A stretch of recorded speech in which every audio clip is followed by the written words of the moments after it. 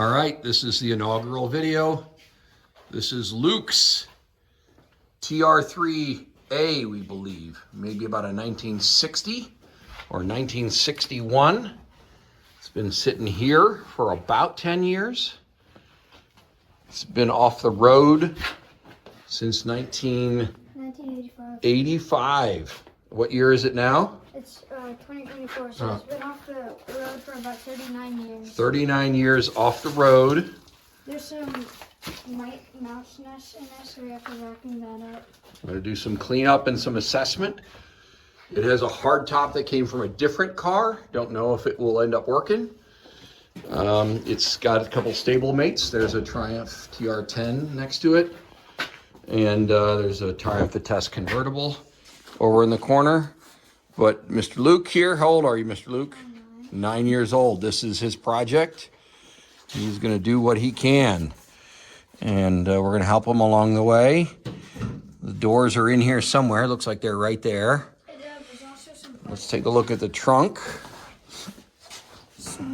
Looks like some air cleaners in the trunk, some random hardware, another big mouse nest. Let's take a look at the tag.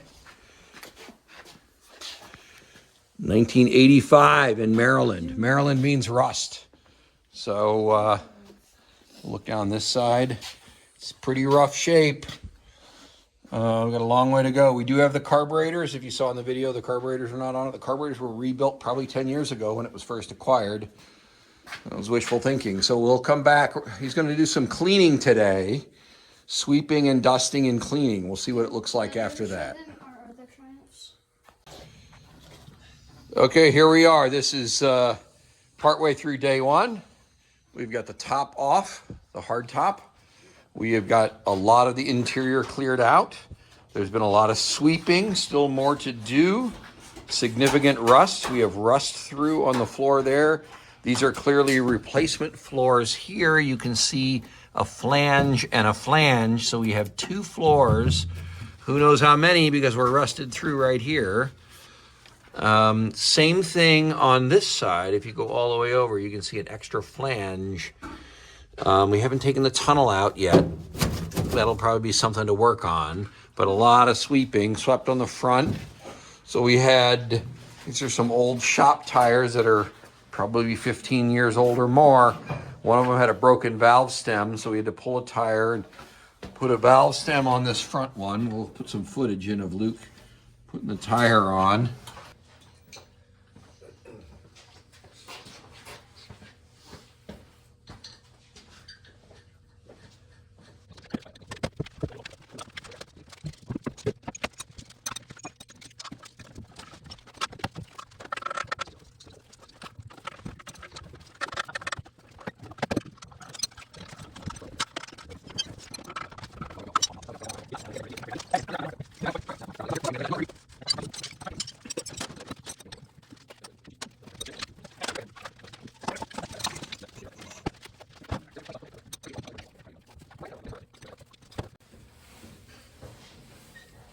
How's it going, Mr. Luke?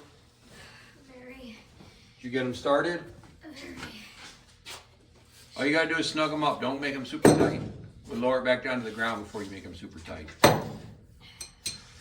Okay? You got them all four? No? Do you want to ratchet so it was ratchet, ratchet, ratchet, ratchet? Okay. Let's get you a half-inch ratchet.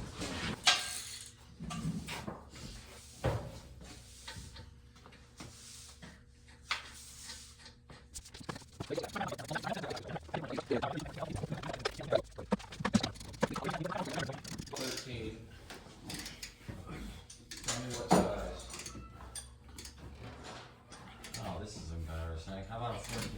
14, 15? You were off that much, huh? Yeah, you're about a mile. Maybe a 14. 14, 15.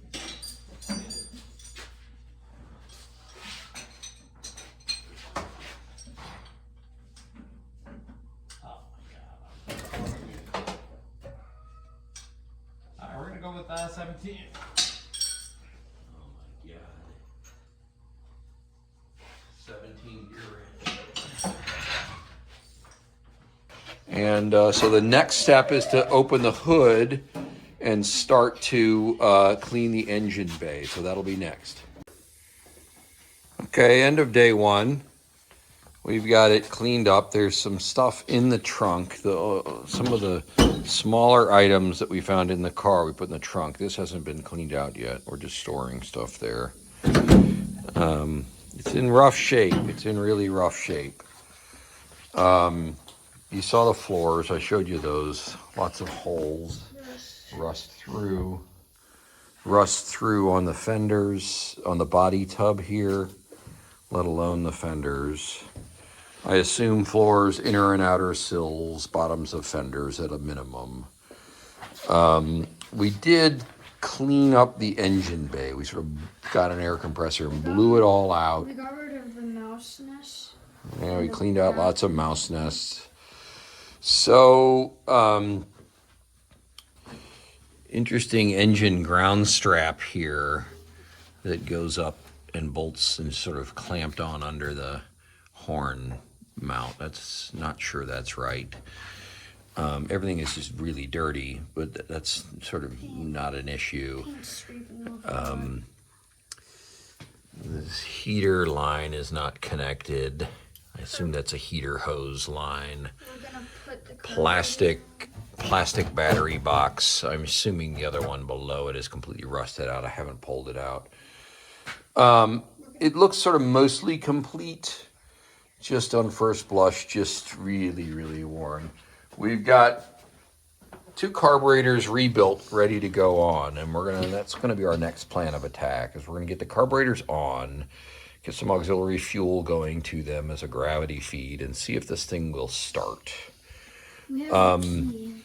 That's where we will go next and see if this will start. If it will start, then what we may do is get it up on the stand, look at the frame. If the frame is decent, then maybe we'll rebuild the suspension and brakes and get it to stop. So it would start, run, and stop. See maybe if we could get it to drive without really doing any body work at all. I have no idea the condition of the body tub other than it's probably not great. There's ripples on these fenders. The front has, here, move to the side. The front has clearly visible Bondo. This front valance is really in tough shape. It's pulled out. I have to believe that's from having been towed a few times. I mean, all of this can be straightened. This is the showpiece of the car, is this front face, so it needs a lot of work. We do have the grille, and I have a lot of spare parts from different projects, so maybe that's salvageable. You can see the robin egg blue. That was the original color of this car. Luke will have to pick what color he wants to paint it. The badge is gone, and then there's a dent here and a dent here. There's lots of dents. So first order business, let's see if we can get it running, and then we will go from there. We got air up on all the tires. They are all dry, cracked, and checked. They're fine for shop tires for now. It is up on wheels, and we drug it. We didn't push it. I don't know that we could push it. I think the brakes are probably not really willing to let us do that. So we'll next step is to get carburetors on and hooked up and see if we can get this thing to start. Put a battery in it and see what we get. I don't think the engine's stuck. I haven't tried. So we will try that and we'll let you know.